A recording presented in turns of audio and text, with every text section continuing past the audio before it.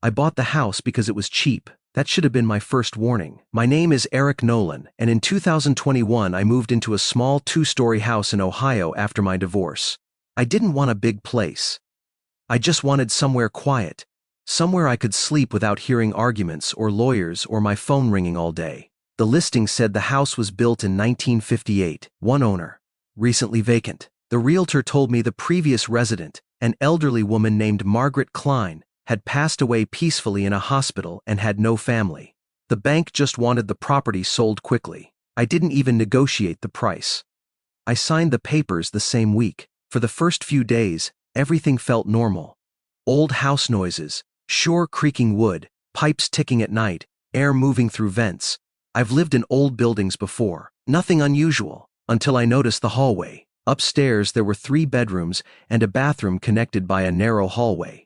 But something bothered me every time I walked through it. I couldn't explain it at first, just a constant feeling that the space was wrong. One night I measured it. I measured the outside of the house first, then the inside. The numbers didn't match. There was about 6 feet of space unaccounted for between the bathroom wall and the last bedroom. 6 feet of house that didn't exist. At first I assumed it was pipes, insulation, maybe an old chimney. Still, I tapped the wall. Solid. I tapped again farther down, still solid. But when I reached the end of the hallway and knocked near the floor, the sound changed. Hollow. I knelt down and pressed my ear to the wall. For a moment, nothing. Then, a faint movement sound. Not pipes, not air. A soft shifting like fabric sliding across wood. I pulled back immediately. I told myself it was mice. Old houses have mice. I went to bed and tried to forget it. At 2:13 a.m. I woke up to a noise directly beside my head. 3 knocks. From inside the wall. I froze in bed, staring at the dark bedroom ceiling. I waited. Nothing. Then it happened again. 3 slow knocks. Not random. Not house settling. Intentional. Someone or something was on the other side of my bedroom wall. I grabbed a flashlight and checked the room. Closet under the bed. Hallway. Empty. When I came back, I pressed my hand against the wall. It felt cold, colder than the rest of the house. I whispered, half joking, half terrified, "Hello?" The knocking stopped instantly. I didn't sleep that night. The next day I bought a stud finder and a small inspection camera. I told myself I would prove it was empty space and calm down. I drilled a tiny hole near the baseboard where the hollow sound was. I inserted the camera. At first the screen showed darkness and dust. Then the image adjusted. There was a room inside my wall. A narrow room, maybe 5 feet wide, stretching the entire length of the hallway. Wood floor, old wallpaper, and furniture, a chair, a lamp, and a bed. I stared at the monitor, confused. Why would someone build a hidden room and never mention it? Then the camera shifted slightly. The bed was indented, like someone had just been sitting on it. I pulled the camera out so fast I dropped it, because I realized something. I never heard anyone moving in the house. No doors. No footsteps. Nothing.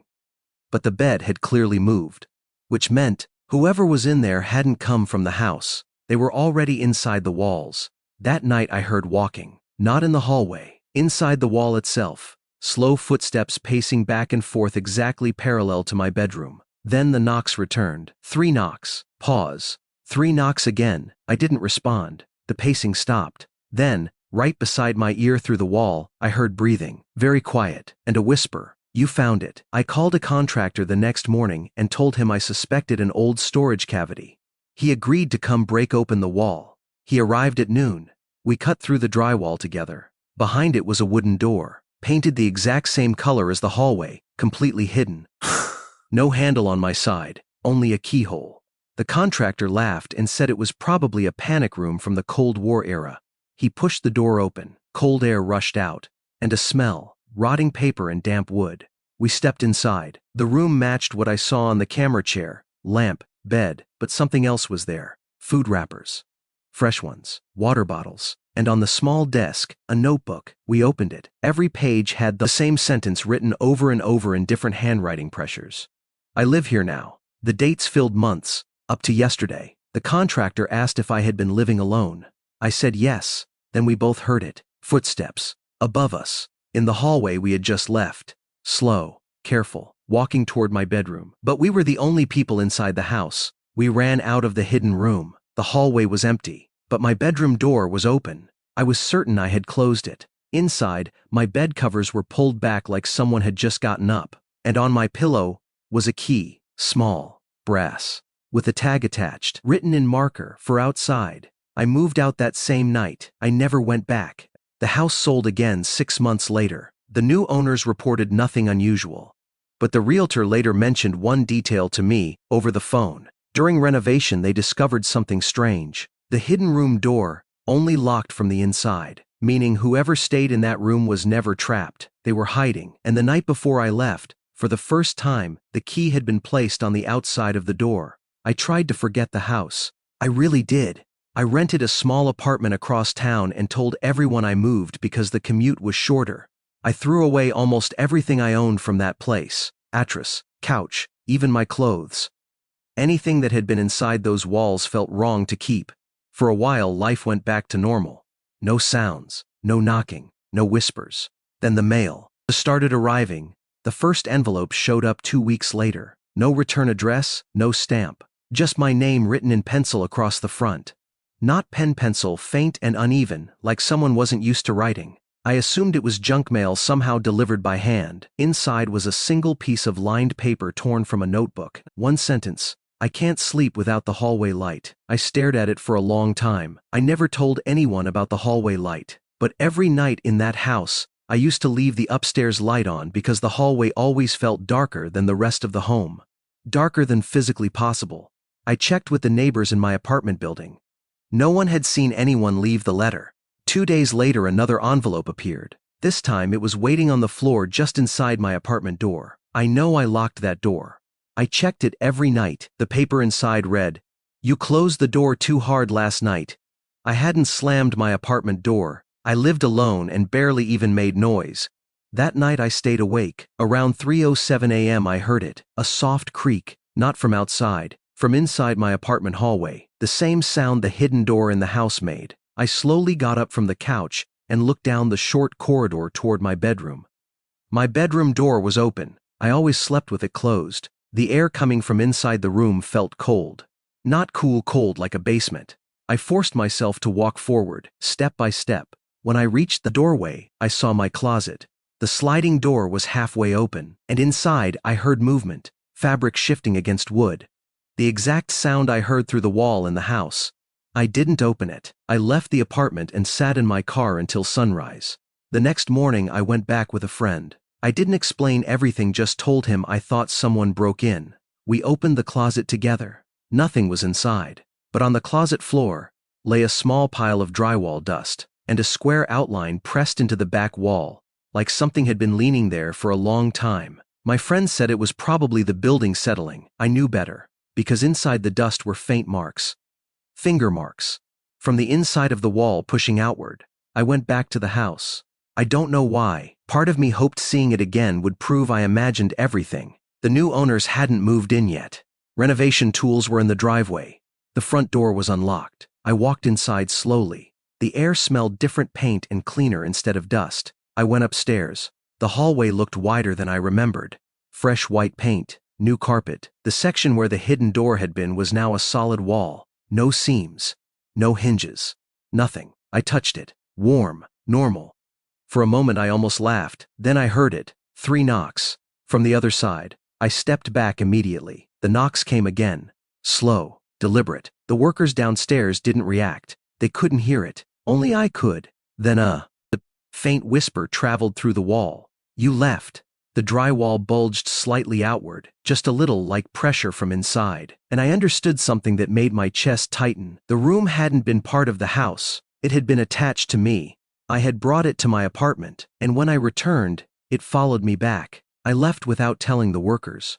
That night, in my apartment, I didn't go into the bedroom. I sat awake on the couch watching the hallway. At 2:13 a.m. the hallway light turned on by itself. I hadn't touched the switch. Then I heard footsteps. Not outside my door. Inside the wall again. Walking parallel to the hallway exactly like before. They stopped outside my bedroom. Then the whisper came, clearer than ever. "You were supposed to stay." The closet door slowly slid open on its own, and from the darkness inside, I heard breathing that wasn't mine. I didn't run this time. I don't know why. Maybe because deep down I already understood something impossible wherever I went, the room would follow. Moving hadn't helped. Ignoring it hadn't helped. The knocking had only grown louder. So instead of leaving the apartment, I walked toward the bedroom. The hallway light flickered softly above me, buzzing. The air got colder with every step, and I could actually see my breath forming in front of my face. The closet door was fully open now. Inside it wasn't just darkness anymore.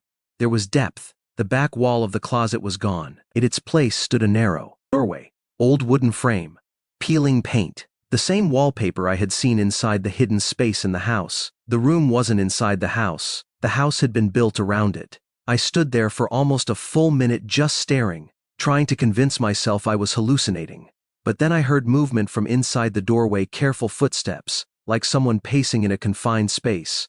And then I heard the voice, not whispering this time, a normal speaking voice. "Come, patient, you came back." My throat felt dry. I forced myself to answer. "Who are you?" For several seconds there was only breathing. Then the response came. "I live here."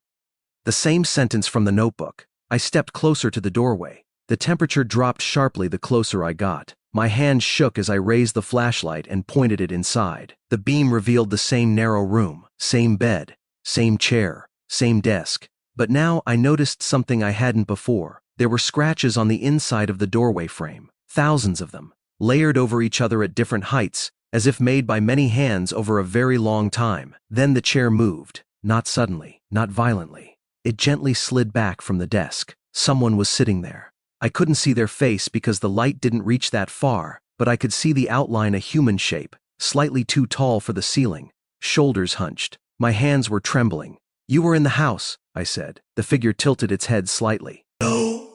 A long pause. The house was around me. I didn't understand. Then it continued. "People build rooms, walls, doors. They think they decide where a room begins and ends. They don't." The figure slowly stood up. It had to bend slightly to avoid the ceiling. "I am the space you don't use, the place between measurements. Every home leaves one." My mind struggled to process what I was hearing.